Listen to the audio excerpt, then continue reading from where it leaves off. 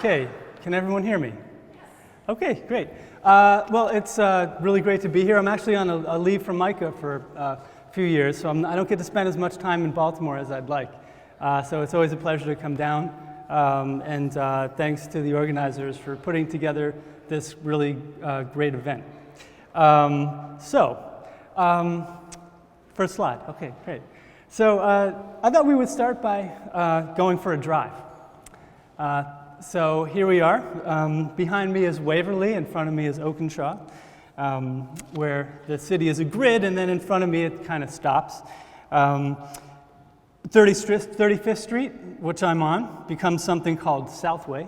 It's a little fancier, and unfortunately for me, who was trying to visit a friend in Oakenshaw, the street is blocked off by these bollards and by a curb all of a sudden.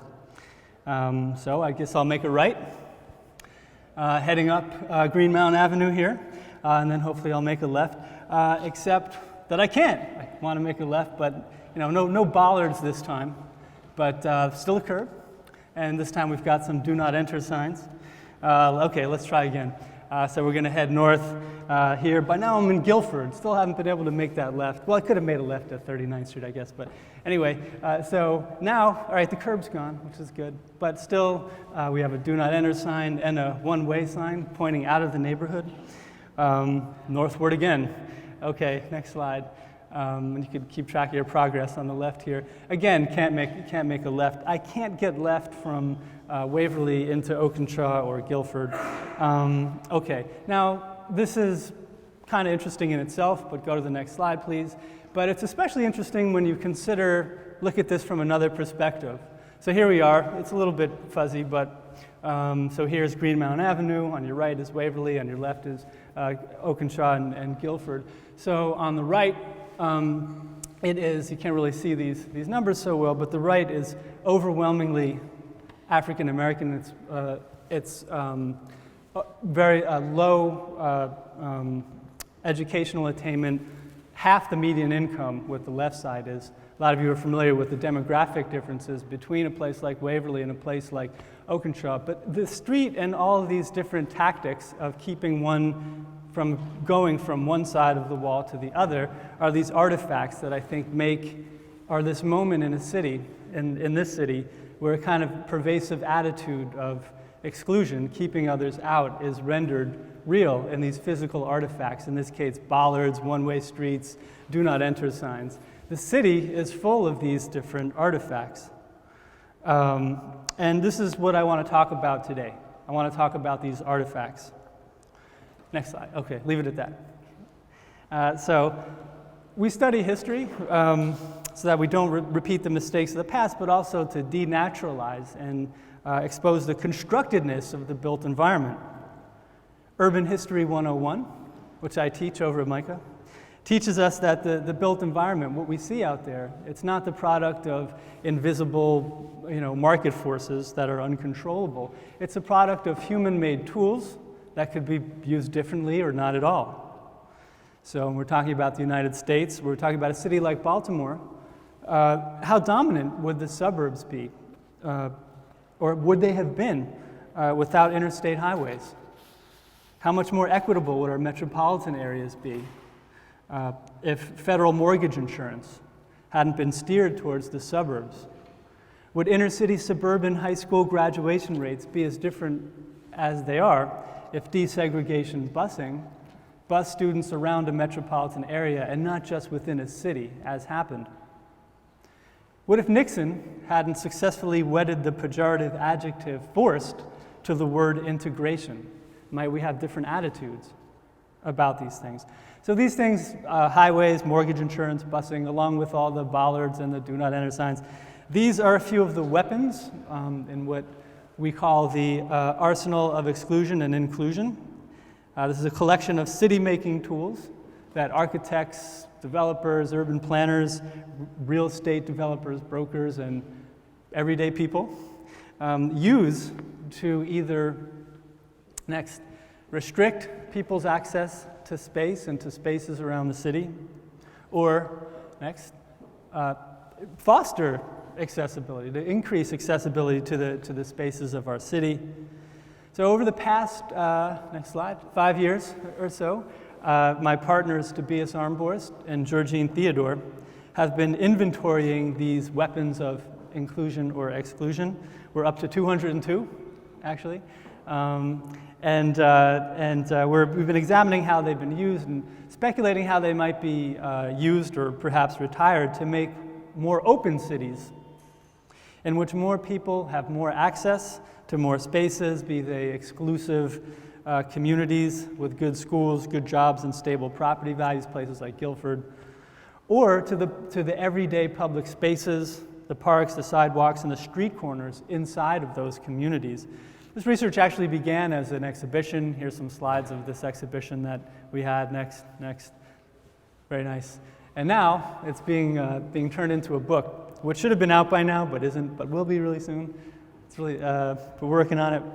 So it's a book, but it's more like an encyclopedia. It's an A to Z encyclopedia of now 202 weapons of inclusion and exclusion. That's a lot of stuff, 202 entries. So we decided next to break the content up. That, by the way, what you saw there, that drawing, this is all the weapons in play in an imaginary United States landscape. It's like an Easter egg hunt. You can identify all 202. You get a free copy of the book. Next, so it's a lot of stuff. Next, so what we decided to do was organize the content into 5 tours, thematic tours that you could take of the content. Next, the first tour. So you want to understand why America is so racially segregated. This is really a depressing history lesson, the purpose of which is to remind readers that racial segregation was the product of dozens of local, state, federal policies aimed sometimes explicitly at creating two Americas, separate and unequal. Just to give you an example, and I'm not going to give you too many examples here, but I'll give you a few next. This is one that is relevant to Baltimore, racial deed restrictions and restrictive covenants. This is an essay written by a scholar named Wendy Plotkin. So by the way, we identified these weapons, and in some cases we wrote the entries, but in a lot of cases we reached out to our scholar friends and our historian friends. So Wendy wrote an excellent essay about the history of these racial and religious covenants. And so basically what these were, has anyone heard of what are these before? Yes, I see some head nodding. If anyone's read Anthro Pietala's great book, Not in My Neighborhood, you know about these. They're basically clauses that were put into the deeds of homes. And they spelled who could and could not live in that home. More often than not, developers, such as the developer of Roland Park in Guilford, sorry to keep beating up on those guys today, lovely neighborhoods, but checkered past, would use them to ensure that their properties could only be sold to members of the Caucasian race. So here's a deed, this is not a deed restriction, but this is an advertisement for a community that's not in Baltimore. But it says, underlined in red, which you can't really read, none of the properties shall in any way be leased, rented, or sold to members, people not of the Caucasian race. This is an advertisement that appeared in a newspaper. This was attractive to a lot of people. Okay. So the second tour, you want to understand why segregation persists 45 years after the Fair Housing Act. So it's been a while since we passed a Fair Housing Act that outlawed discrimination in the sale, rental, and mortgage and marketing of homes. Still, most Americans live in segregated environments, racially, generationally, income. How do we explain this? Is, for example, racial segregation just the mere legacy of weapons like racial restrictive covenants or racial zoning, maybe, that don't operate anymore? Or are there newer, more subtle weapons that continue to produce racially homogenous communities? This tour is meant to support the latter claim. I'm going to give you a funny example of the about 30 examples we have in the book. Next. The exclusionary amenity. Let's say you are Tom Moynihan and you're the owner of Domino's Pizza, and it's been your lifelong dream to start a Catholic city. This is a true story. You can't, right? We have this thing called the Fair Housing Act, and you can't discriminate by saying this community is only for Catholics. So what do? You build a big church at the center of the community, and you make it a gated community, and you give all the names Ave Maria Drive and St. Francis Boulevard and whatever. And then you say, next, anybody can live here, Fair Housing Act, this is open to everybody. Next. Oh, but if you're going to live here, you have to pay monthly dues to maintain this church. Well, if you're not a Catholic, you might not want to pay extra money to maintain an amenity that you're not going to use. So it's an amenity for some it serves as a deterrent for others. So a scholar named Leor Jacob Strahalevitz coined this term exclusionary amenity, and he singled out this as a good example. Next, but there are lots of other ones. This is not coming out so clearly, so we'll just go to the next one. Mosque, there's an example of a mosque community outside of Toronto, same deal. The automatic elevator, which you find in tall buildings sometimes. If you are an Orthodox Jew and you can't operate machinery on the Sabbath, that means you can't push the elevator button. But if there was a elevator that automatically stops at every floor on the Sabbath, that's great. You could ride the elevator to the 20th floor. It's an amenity if you are an Orthodox Jew, but if you're not and you live on the 20th floor and you have to stop at every floor every Saturday, that could be a kind of pain in the butt. I mean, these things are complicated and it goes both ways, and you can make a good argument that things like this enable and facilitate lifestyles, and in this case, an Orthodox Jewish lifestyle. It's a great thing, but it's just, the point here is that it also serves sometimes to create a certain amount of homogeneity. Next.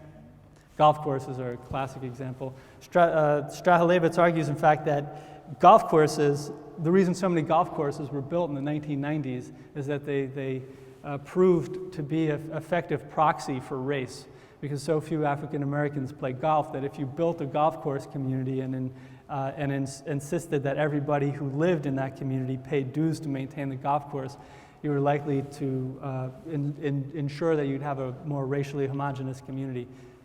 Okay, almost done here. Tour 3, you want to understand the weak tactics of the strong. Next. This is stuff that sort of keeps people out of public space, like the classic armrest on the bench. Make sure homeless people don't get too comfortable, right? So that's a classic. There's a lot of things in this tour. I just came from a tour of the beaches of New Jersey today, where we looked at a lot of kind of subtle things that homeowners do to keep people from going to the beach, like landscaping access points to look like front yards, or having really strict parking requirements on the beach fronts, or having fake no trespassing signs. This is the kind of stuff that all factors into this tour. Okay, so now we're getting into stuff that attempts to sort of create access. So you want to understand who's working undercover for the open city. These are kind of funny things that are not really intentionally meant to create accessibility, but sometimes accidentally do. So an example might be Halloween, where for one day, in the book, we document a lot of Halloweens in different cities. And look at how in some ways it creates an opportunity for people to transgress borders that they don't typically transgress. It gives an opportunity next for people to actually transgress the public-private border in a way that people don't typically do. It's not going to change the world. It's not on the level of something like the Fair Housing Act, but this book really collects a really wide spectrum of different weapons, really important ones and really kind of just subtle, funny ones. Okay, tour 5, you want to fight fire with fire. This is aimed at planners, policymakers, community activists, bent on opening the city with ambitious, immodest, game-changing policy tools. An example that's relevant to Baltimore, next, might be housing vouchers. I'm not going to go into too much detail. Next, there's an amazing, oops, that looks kind of funny, but that's all right. Next, this is a report called New Homes, New Neighborhoods, New Schools. It's a great report that reports on a housing mobility program here in Baltimore, where tenants of public housing projects were given vouchers to move specifically to areas that were targeted as having high opportunity, places with good jobs, good schools, good transportation, et cetera. Okay, so I want to just spend the rest of the time here, and I don't want to take up too much of your time, talking about the motivation for this book, right? So I mentioned earlier that we're speculating about how these 202 weapons might be deployed or maybe retired to make more open cities in which more people have more access to more spaces. But why? Why is openness important? Next. I don't know what this is. This is kind of weird, but let's just go with it. So you can see the point, I guess, at the top. Forget about the rest of the screen. I don't know what this is, but it's okay. The first thing is that because opportunity is so unevenly distributed around our metropolitan areas, because things like health, wealth, education are found in some places but not others, restricting access to communities sometimes amounts to restricting access to things we all want and all deserve equal access to. Here in Baltimore, and I think I heard the previous speaker allude to this, there's a 20-year life expectancy difference separating the poorest neighborhoods and the wealthy neighborhoods. That's crazy, right? Next slide. High school dropout disparities in Baltimore, 40% between the city and the suburbs. If people have a right to health and education, shouldn't people have a right to the communities where health and education accrue? A lot of what we talk about in the book are the means of keeping people, even today, from outside of the places of opportunity. Okay, next. So, and this is something that is talked about a lot by this guy, Xavier de Souza Briggs, in this great book, Geography of Opportunity. Again, it motivated this plan that I'm talking about that is reproducing sort of oddly, but it's called New Homes, New Neighborhoods, New Schools. Next. The second reason I think it's really important to advocate for openness in the built environment, restricting access leads to homogeneous communities that exacerbate fear, prejudice, and kind of makes us forget that we're all in this together. So this is a book by a guy named Bill Bishop called The Big Sort, and he says, while America is becoming more diverse, the places where we live are becoming increasingly crowded with people who live, think, and vote as we do. Our country has become so polarized, so ideologically inbred, that people don't know and can't understand those who live a few miles away. I also think it's what Dr. Martin Luther King had in mind when he said, quote, I lean towards the view that it is a very tragic thing for young people, for children to grow up in association, communication with only people of their own race. Prejudices develop from the very beginning because of this. Narrow provincial views emerge because of this. I think the only way to break this kind of provincialism is to bring people together on a level of genuine intergroup and interpersonal living. Okay, next. Another reason restricting access not to communities but to public spaces in our communities is undemocratic, right? Democracy needs open spaces for people to meet and share ideas. This is why at the 2004 Democratic National Convention in Boston, which we write about in the book, there was such an uproar about the imposed free speech zone, which you're seeing a picture of right now, which marshaled protesters into a pen.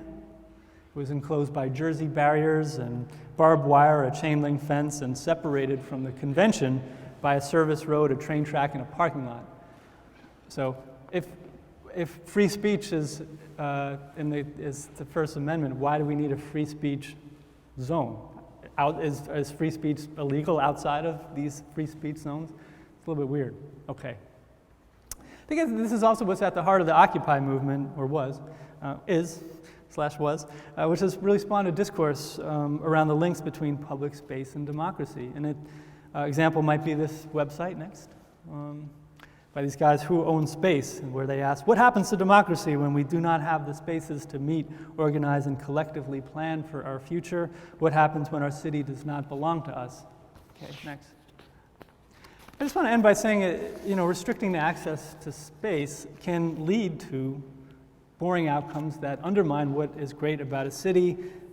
This is a little bit of a romantic view, but I'm going to say it anyway. Heterogeneity, diversity, encounters with the unfamiliar. Homogeneity is boring, right?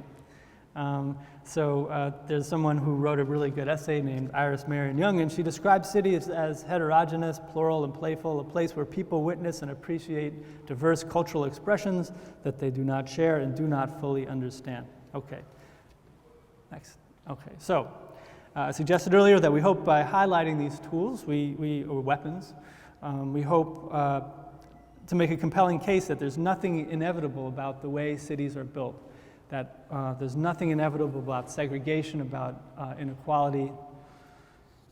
Cities could look and feel a lot different than they do, and so in the same way, we really want to use the book as a toolbox, right, in a way for building better cities. So we think, and so here's by the way, this drawing and the other drawing that looks like this one are from the book, and they were drawn by a Baltimore-based illustrator named Lesser Gonzalez, who's great and lives downtown and not too far from here. And so this is a drawing of, a situation of a lot of inclusionary weapons operating in a neighborhood.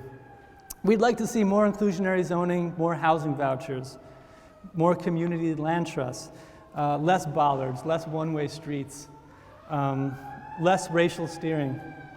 And towards this, we'd like to let people know that these things exist and have had some success by talking about the Baltimore Mobility Program, for example. As for the worst practices, making more people aware of the exclusionary intentions behind things that sometimes seem really benign, like a one-way street. We hope that could contribute to the goal of a more open city too. And with that, I will thank you for listening, and that's all.